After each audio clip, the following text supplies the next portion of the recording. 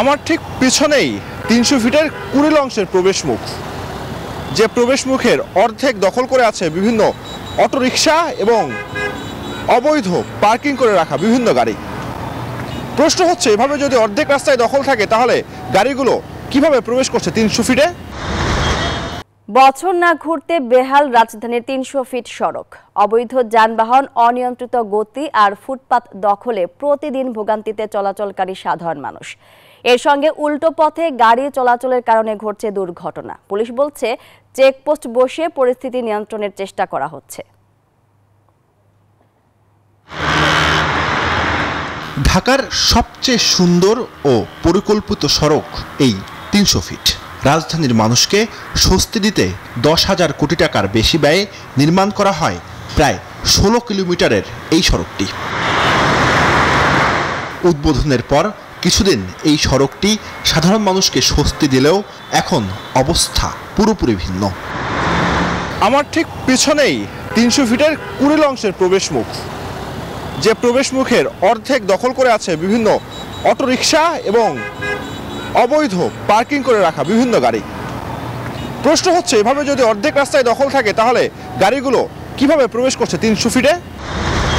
প্রবেশ মুখে অটোরিকশার জটলা, তীব্র যানজট। কুড়িল বিশ্ব রোড থেকে আসা গাড়ির দীর্ঘ সারি জানান দিচ্ছে সামনে আরও বিপদ।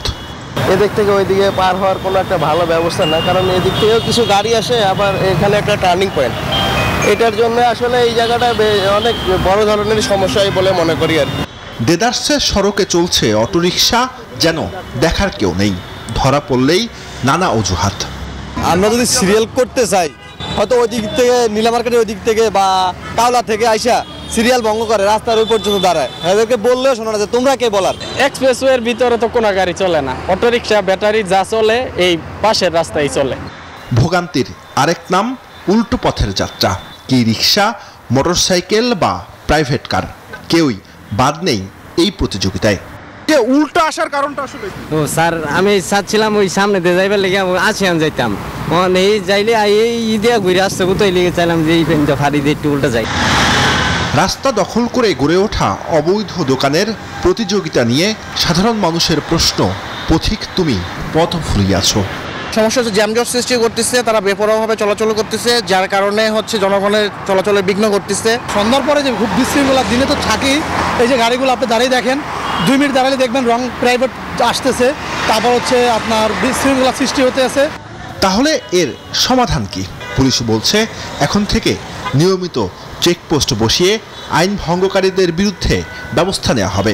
৩০০ ফিটে আমাদের ক্রাইম ডিভিশনের সাথে যৌথভাবে আমাদের ট্রাফিক ডিভিশন মিলে আমাদের নিয়মিত চেকপোস্ট করা হচ্ছে, এবং চেকপোস্টের মাধ্যমে যে সকল যানবাহন বা যে সকল ব্যাটারি চালিত রিক্সা আসার কথা না, সেগুলোর বিরুদ্ধে আমরা নিয়মিত অভিযান চালাচ্ছি। শুধু আশ্বাস শুনতে নারাজ সাধারণ মানুষ। তারা বলছেন, এখনই কঠোর ব্যবস্থা না নেওয়া হলে বাড়বে দুর্ঘটনার ঝুঁকি। জুবায়ের সানি, নিউজ 24, ঢাকা।